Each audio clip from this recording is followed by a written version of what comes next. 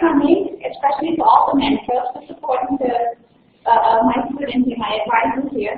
So without any ado, I would like to introduce you Allaina and Madelon, who's going to present a paper on population genetics, study of Populus tremuloides. Thank you.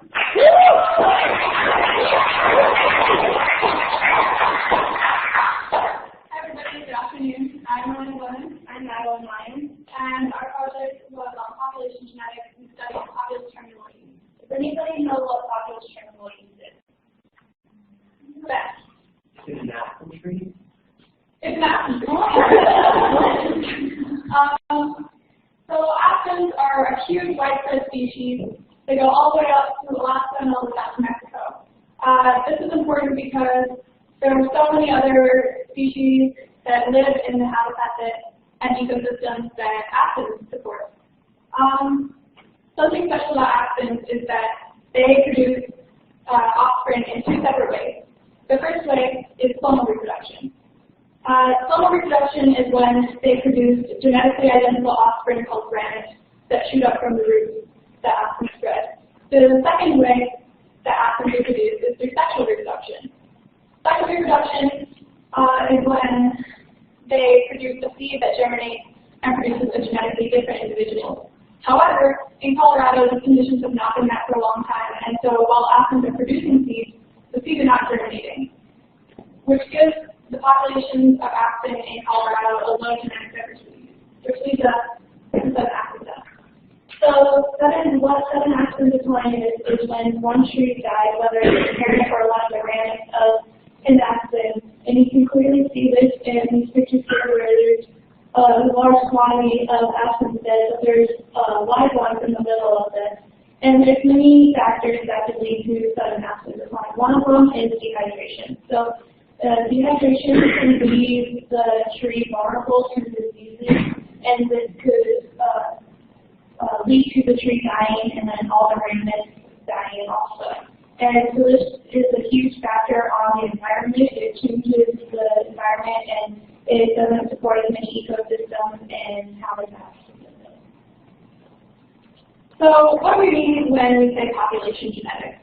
Basically what this is determining the genetic differences within populations and between populations of a certain species. So we want to better understand how this works with aspens due to their clonal nature. It's kind of a special case because aspens, it's impossible to distinguish between what's a clone and what's a new individual just by looking at it alone. We have to use genetic analysis to differentiate between individuals, basically.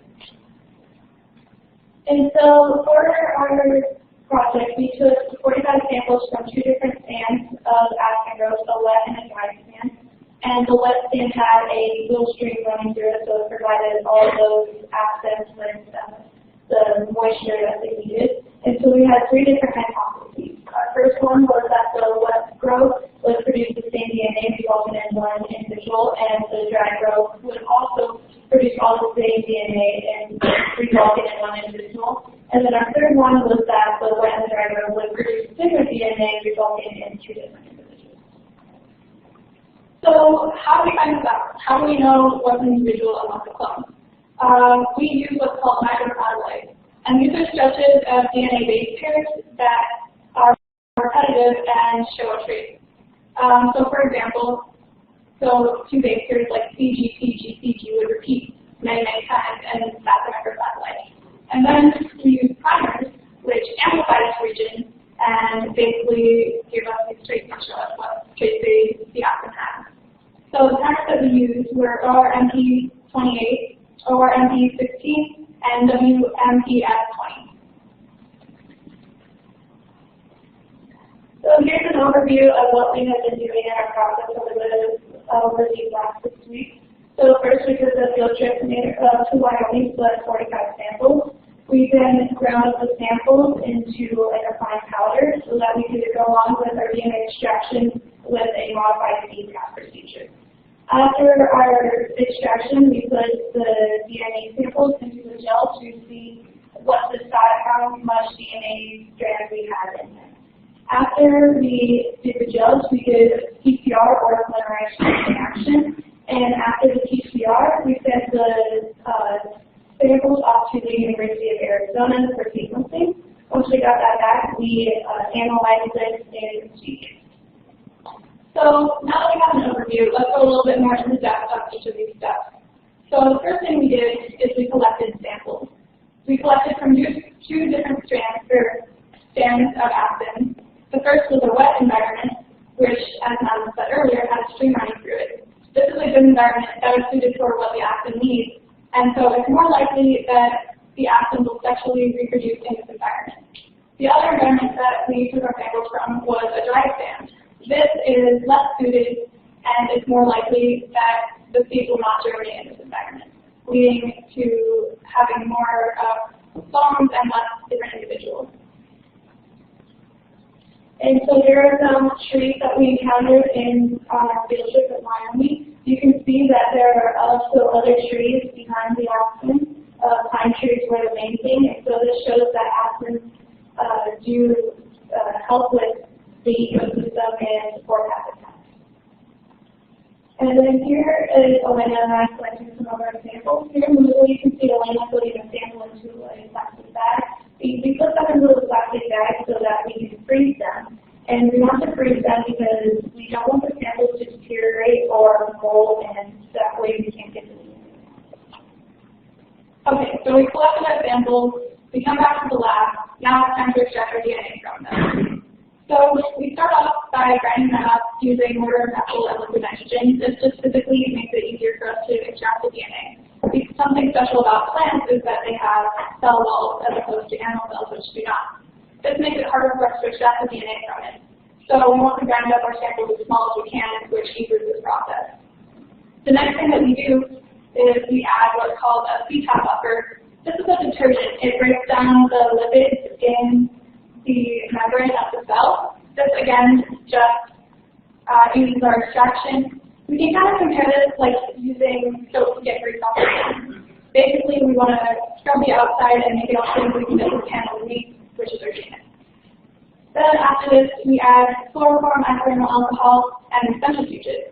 So this is a very dense solution. This pulls down all of the debris and plant tissue that we don't want down to the bottom, and leave what's called a supernatant on top, which is where all of our DNA is held. So this is what we do next. We have our supernatant that we've extracted, and then we put it through PCR. We add primers to replicate the strands that we want to see. So we start off here with our strand of DNA, and it's mixed in with the primers. Then we heat up to denature it and separate it into two separate strands. Then the primers anneal or attach to these two strands, and they start replicating it until our PCR process is over, which gives us more of the DNA that we want, so it's easier for us to handle it. So then on to our agarose shells. So agarose shells are just a mixture of TB sulfur and agarose, and agarose shells use electrophoresis. So the DNA is slightly negative, and we use the TB sulfur to help conduct, to fold the DNA towards the positive side of the shell. And so you can see here on the left we have no DNA here, and on the right these white bands are DNA. And so most people will probably wonder what these little dots are here. That's not DNA, those are just primers. It's called primer dimer. It's when the primers all interact with each other and it flows up to the top and it looks like DNA, but it's just primer. And here on the right of both of them is, you can see the little bands, that's also not DNA. That is what we call a ladder. The ladder helps us size the amount of DNA that is in each of the samples.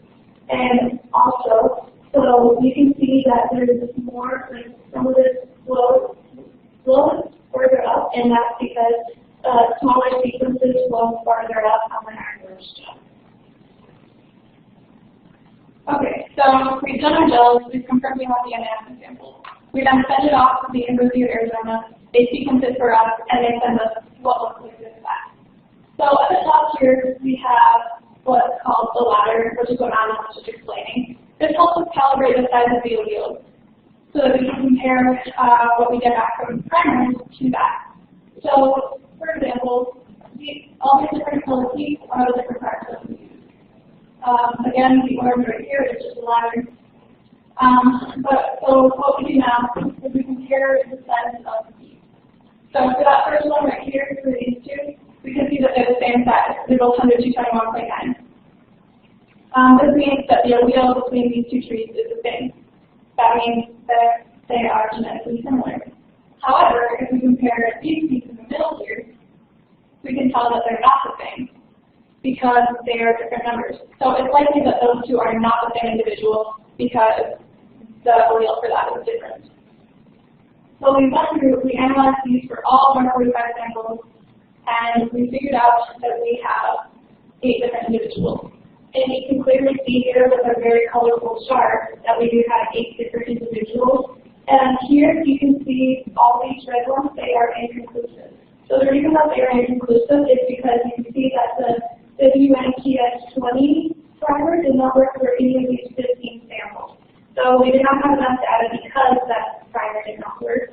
And also the ORMP28 did not work for almost all of them. So without enough data, we could not conclude whether these were one of the 8 individuals or another individual overall. So, upward reduction. So we ended up making phylogenetic trees to sort of speculate how these individuals could be related. We don't know this for sure because we only used 3 primers. And if we used more and found out and saw different parts of the axon genome, we could probably say that some of the individuals that we found would be different. Just because we don't have enough data for us to say, yes, these are definitely the same. But we can speculate and say how these are related because of how far apart the alleles are. The closer the allele, the more likely that it's closely related. So we sort of just graph this out into this tree here. So one of the more interesting parts of our results is that there was actually some individuals that occurred both in the dry stand and in the wet stand. As you can see, so some of the wet samples were the same as some of the dry samples. Again, this is likely because we're sampling in close proximity. So it sort of shows how afterwards can spread out really far and pop up even in another group.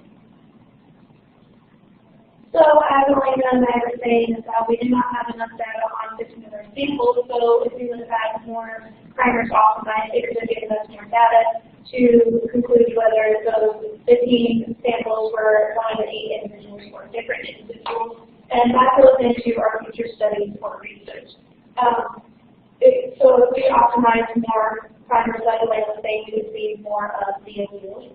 And also, if we did that, it would give us more chance to see in those 45 samples also that we put, like if we put 2 in one individual, maybe one of those samples was a completely different individual, or if it was one of the other 8 individuals. Another future study or research that we could do is a larger sample size. So that collects more data. It could give us more than 8 individuals, it could give us less than 8 individuals, or it could give us just about the same. So our main goal was to determine shared traits between trees that have died due to sudden axis decline. And so future studies, we want to learn more about sudden axis decline. So the more samples, the more primers to help us learn why trees die from sudden axis decline and help prevent it. And so that will save ecosystems and habitats in the future. And here are our references that we use throughout our process. And for our acknowledgement, we first like to thank University Rabe for being such a great mentor and for helping us through this process and teaching us a lot of what we know now. Union Pacific Foundation for sponsoring Allaina and I's research. We'd like to thank Zavita for being our advisor and for helping us with our papers and publication and poster. The members of Science Administration, alumni, and staff, because we would not be able to get through the research weeks without any of you. We'd also like to thank the University of Northern Colorado for letting us stay here and use their resources and hosting us through our research. Nick McLaughlin for letting us use his lab and all of his micropipettes and resources, and also for letting us pick his brain with any questions that we have. We'd also like to thank Brian, which is another one of our mentors here, for coming on the field trip with us. He drove us there and helped us collect samples. Also, I would personally like to thank the Morris family for sponsoring me to come here and have this amazing experience that I've had here at FSI. And I personally would like to thank my family, the Glennon family, for giving me this great opportunity and for supporting me through this.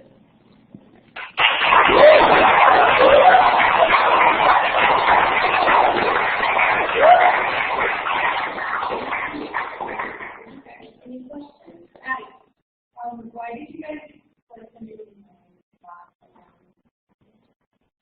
This was mostly just because we were handed this project from another person that works in the lab we were in. And so this is where he collected samples from initially.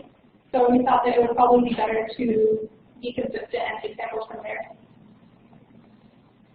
Patricia. Why did you set it off to ASU? We don't have the resources. We have a higher resolution of gel that is better for sequencing, that we don't have the resources here at UNC for. Why did you pick those three primers, and why did you pair those primers, and why those tremuloides? So we picked these primers. Well, basically these were just the primers that we could get to work because it's a long process to try and optimize them, to try and make it work for them to replicate the DNA that we want. So this is basically just because those are the ones that we could optimize. Are there any other kinds that also go in this I think actions are the main one too. I heard last night that both are Populus too, but other than that, I don't know. We research actions, so that we go to project. What is the sample she did in question part 1, but 2 is that is the 15 tubes that is included in the sample, then the specific information within that value area that you claim that makes the tube kind of inclusive in terms of the data. Okay, so the first question was, how did we pick the trees we were samples? We just wanted to grow, and some of the trees there were already sampled by the person who initially started the project. So we just picked other trees around there. There were almost so many to grow, so we just sort of picked randomly which ones we wanted. We picked some that looked alive and well, we picked some that were more dead, and we also took meat and wood samples. So we just sort of picked them and did a wide variety. The second question was, what makes them inconsistent? Yeah, the 16 that trees that were inconclusive data that they come from a certain area of the current. Okay, so we need to ask is why were there certain trees that were inconclusive? I don't think so. I think this was just because the primer didn't work for certain ones. I don't think it has anything to do with what trees they are or how we picked them. I think it was just because we couldn't get the primers to any else in the DNA. Sure. In terms of extracting the DNA from the animal, is there any difference between the example and the in terms of which one was more feasible or which one was working out better? No, there was mainly the wood samples were a little bit darker. They were a little bit more of a brown color in the super natives than the leaves were. The extraction part, there wasn't a difference. The grinding up part was an extreme difference. It was extremely hard to get that wood. It was very dangerous too. And it was very dangerous. Yeah. But yeah, other than that, though, I think the main difference was that the color was just a little bit darker in the wood. Yeah, but all plant tissue is going to have DNA in it. So there's no difference in that. It's just a difference in getting out. Matt? Overall, how did you play did you take the sample and samples from the country, or did you decide to take It varied. Like I said, examples from both more healthy trees and from deader trees.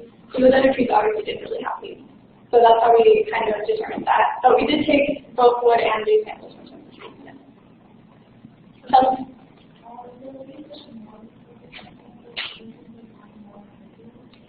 I think that would kind of depend on how close the trees were and the closer proximity of each of the stands. It could be either way. We could have the same amount less, or it could be more individuals with more vehicles. So you guys found identical genetic individuals in both your dry stands? Yes. How did they get that? This is because aspens, like I said, are clonal. They spread their roots out. It can be like 100 meters or more. So the ramettes just pop out from the roots of the parent plant. So it sort of is just how far the roots stretch, which determines where the plants pop up.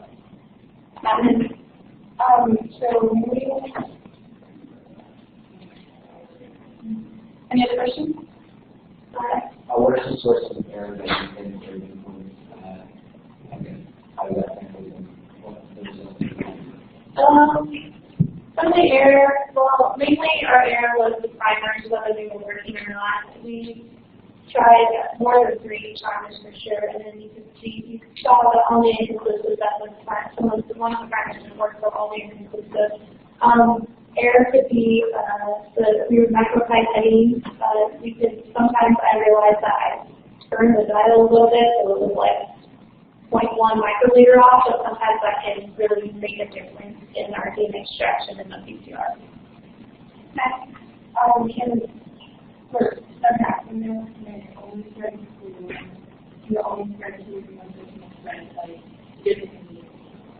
Okay, so typically it's an environmental thing.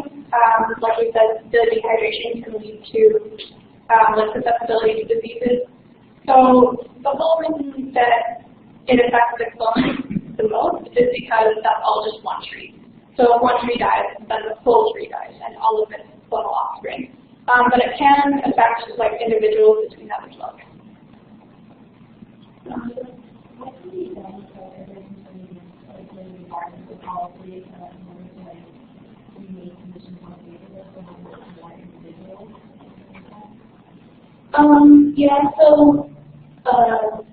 Definitely a wetter environment is better suitable for sexual reproduction and non-clonal. So it could, like in Colorado, I'm not exactly sure why they haven't sexually reproduced or they don't germinate. It might be because the weather environment is not as good here in Colorado as in other places, say like Washington, like Seattle, where it's really, really rainy and stuff. So what in that dead road, do those seeds have to be treated if there's an environment change, or is that area permanently dead? Well, if the environment changes so it can like go more suitable, then as long as there's a live truth there still, it can still like reproduce and germinate. But once it's dead, it's dead. Any other questions?